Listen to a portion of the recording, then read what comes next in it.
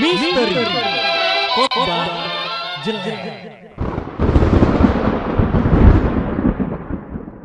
Halo semuanya, kita ketemu di episode pertama kali ini yang akan membahas tentang salah satu khotbah yang judulnya Dipelihara Tapi Harus Bekerja.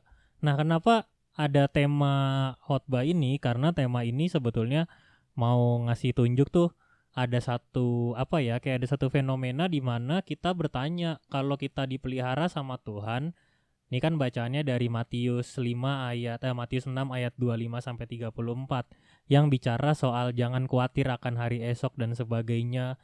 Burung-burung pun dipelihara, terus mereka diberi makan, apalagi kita, kan sebetulnya itu kalau dari bacaannya. Maka itu pertanyaan yang muncul adalah kenapa kita harus kerja padahal kan kita dipelihara. Jadi satu pertanyaan yang simple yang sebetulnya bisa menjadi momen untuk kita juga sebetulnya bertanya, ya kenapa sih sebetulnya kita harus kerja, kenapa kita harus capek-capek bangun pagi, pulang malam, lalu besoknya juga melakukan hal yang sama hanya untuk bekerja, padahal kita tahu kalau kita itu dipelihara.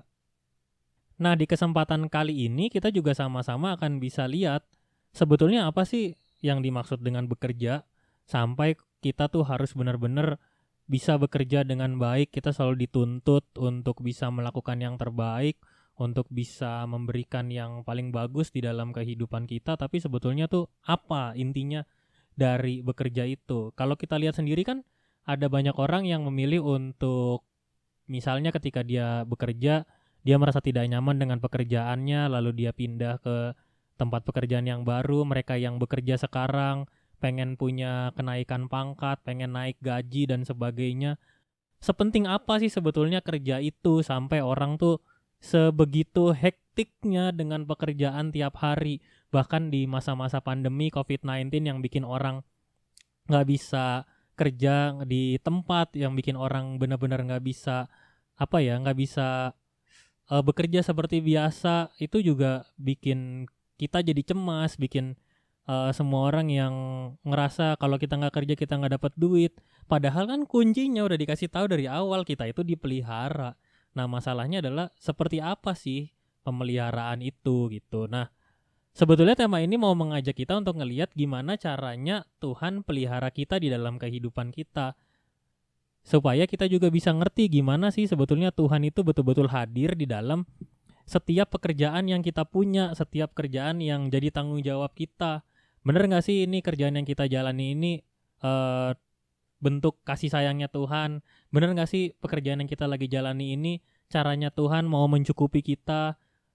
Bahkan ketika kita menghadapi masalah-masalah di tengah pekerjaan kita harus ketemu dengan banyak strategi yang menurut kita sangat tidak kristiani, yang berkaitan dengan perasaan kita, untuk memilih langkah-langkah dalam hidup kita. Dan itu semua yang sebetulnya menjadi penekanan di dalam bacaan ini.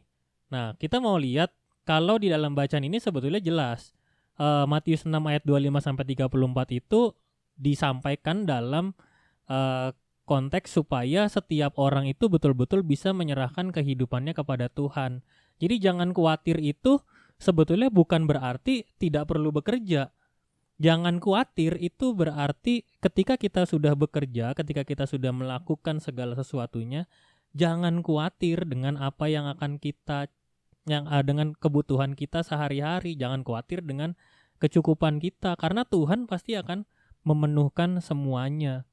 Nah, di sini bahkan ditekankan, pandanglah burung-burung di langit yang tidak menabur dan tidak menuai dan tidak mengumpulkan bekal dalam lumbung, namun diberi makan oleh Bapamu yang di sorga. Bukankah kamu jauh melebihi burung-burung itu? Jadi penekanannya bukan pada jangan khawatirnya doang, tapi ada pertanyaan, bukankah kamu jauh melebihi burung-burung itu? Burung-burung ini tidak mengerti bagaimana caranya bekerja. Burung-burung ini tidak memiliki akal budi seperti manusia, tidak diperlengkapi dengan niat, akal, ketulusan, perasaan dalam bekerja, melakukan improvisasi dalam pekerjaan, bisa bekerja dengan semakin baik, dan itu semua hanya dimiliki oleh manusia.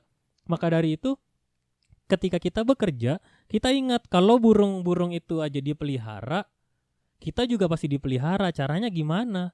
Kita punya akal budi, kita punya hikmat, Tuhan memimpin kita untuk bisa bekerja dengan baik. Jadi manfaatkanlah waktu-waktu yang Tuhan berikan buat kita itu untuk benar-benar bisa kita lakukan dan kita pakai buat bekerja. Bahkan selanjutnya juga Yesus kan menyampaikan, mengapa kamu khawatir akan pakaian, perhatikanlah burung-burung di ladang yang tumbuh tanpa bekerja dan tanpa memintal. Namun aku berkata kepadamu, Salomo dalam segala kemegahannya pun tidak berpakaian seindah salah satu dari bunga itu.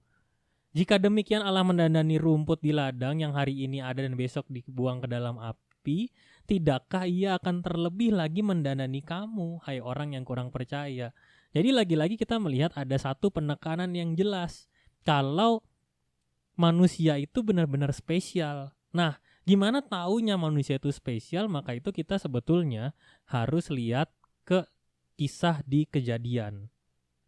Kisah penciptaan justru dimulai dengan penciptaan yang luar biasa yang dilakukan oleh Tuhan Allah, menciptakan satu tempat Taman Eden yang sebetulnya menunjukkan bagaimana Tuhan sedang menciptakan kehidupan. Lalu di situ Tuhan juga menciptakan manusia, lalu menempatkan manusia itu menurut gambarnya, menurut gambar Allah diciptakannya laki-laki dan perempuan, memberkati mereka dan berkata, beranak cuculah dan bertambah banyak, penuhilah bumi dan taklukkanlah itu, berkuasalah atas ikan-ikan di laut dan burung-burung di udara dan atas segala binatang yang merayap di bumi. Ada dua kata yang dipakai, yaitu penuhilah dan berkuasalah. Itu berarti sejak awal memang manusia diciptakan untuk melakukan sesuatu di tengah kehidupannya. Jadi manusia bukan hanya diciptakan dan ditaruh, tidak seperti ciptaan-ciptaan yang lain diciptakan dan ditaruh begitu aja, tapi manusia punya satu tugas untuk bisa menguasai dengan baik. Dan salah satu cara menguasai kehidupan adalah dengan bekerja. Maka itu jangan juga langsung kita menyimpulkan bahwa pekerjaan itu adalah bentuk dari hukuman Tuhan atas kejatuhan Adam dan Hawa. Enggak, karena memang sejak awal Tuhan menciptakan manusia untuk dapat bekerja, untuk dapat melakukan segala sesuatunya dengan baik.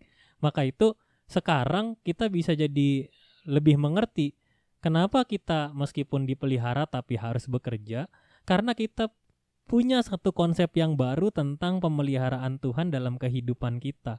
Cara Tuhan memelihara hidup kita itu bukan dengan menyediakan begitu saja apa yang kita butuhkan. Kita mau makan sushi, kita mau makan fried chicken, kita mau makan nasi goreng, lalu Tuhan langsung taruh ting ting ting gitu di meja, terus ada semua tinggal kita makan. Gak kayak gitu konsepnya. Tapi konsep pemeliharaan Tuhan adalah kalau kamu mau makan maka aku kasih kamu pekerjaan. Kalau kamu punya cita-cita maka aku kasih kamu banyak tantangan. Kalau kamu punya keinginan untuk membeli sesuatu, maka aku kasih kamu kesempatan untuk bisa mendapatkan uang. Dan disitulah bagaimana cara Tuhan memelihara hidup kita. Maka dari itu tantangan-tantangan yang kita dapatkan di tengah pekerjaan justru sebetulnya membuktikan Tuhan sedang memelihara kita semua. Kita jadi paham kalau kita perlu mengembangkan diri dan memotivasi diri untuk bisa bekerja dengan lebih baik. Ada pemeliharaan Tuhan yang Dia hadirkan di tengah kehidupan kita, supaya kita juga bisa makin semangat melanjutkan tugas-tugas kita, melanjutkan setiap tanggung jawab kita di tengah pekerjaan. Maka itu sekarang kita coba mulai pikir, kalau sekarang kita mulai males di tengah pekerjaan kita, ingatlah kalau pekerjaan yang Tuhan berikan, tanggung jawab yang Tuhan berikan, tugas-tugas yang Tuhan kasih di kehidupan kita itu adalah caranya Dia untuk bisa memelihara kita.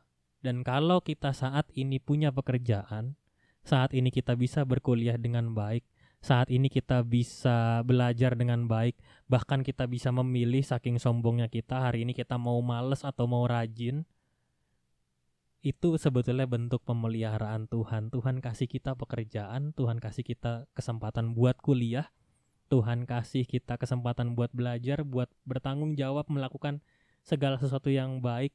Maka itu semua bentuk dan cara Tuhan memelihara kehidupan kita.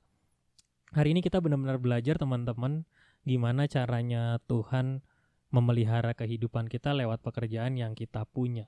Ada sesuatu yang harus memang kita usahakan di dalam kehidupan kita. Makanya kita harus bisa bekerja dengan baik, kita harus melakukan segala sesuatunya dengan baik.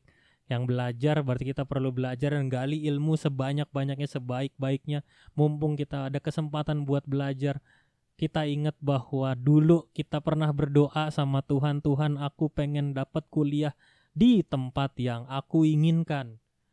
Tuhan aku ingin kuliah, tapi kenapa aku tidak mendapatkan kuliah seperti yang aku inginkan juga? Tapi ingatlah teman-teman, ada kesempatan yang selalu Tuhan berikan kita buat bisa berkarya. Tuhan kasih kita kesempatan untuk bisa bekerja. Kita ingat bagaimana dulu kita berjuang dan kenapa sekarang kita begitu malas untuk menjalankan pekerjaan kita. Apakah hanya karena lingkungan? Apakah hanya karena dorongan orang-orang di sekitar kita? Ataukah tuntutan dari diri kita juga yang semakin tinggi, tapi kita rasa banyak tantangan? Aku ingin effort, aku ingin usaha yang lebih banyak lagi, tapi aku merasa bahwa kondisiku saat ini, perasaanku sedang tidak tenang, sehingga aku tidak bisa bekerja dengan baik. Percayalah teman-teman, kalau Tuhan sudah kasih kita kesempatan, Dia pasti juga akan ngelengkapin kita semua. Kita jauh lebih baik daripada burung-burung. Kita jauh lebih baik daripada rumput yang hari ini bisa tumbuh dan besok bisa mati. Kita betul-betul diciptakan Tuhan luar biasa. Kita hidup bisa melakukan banyak hal, bisa jadi berkat buat orang lain. Maka itu mulai sekarang rajinlah kita bekerja. Terus dorong diri kita untuk makin termotivasi bisa mengerjakan semua yang baik. Lihat titik-titik di mana kita mulai males, lihat di mana kita mulai merasa kalau Tuhan pelihara ya ngapain aku kerja. Toh kalau aku gini-gini aja Tuhan juga pasti pelihara. Nggak begitu teman-teman. Cara kita merespons Tuhan yang begitu baik dalam hidup kita, lakukan semuanya yang terbaik di dalam kegiatan-kegiatanmu tiap hari. Dadah.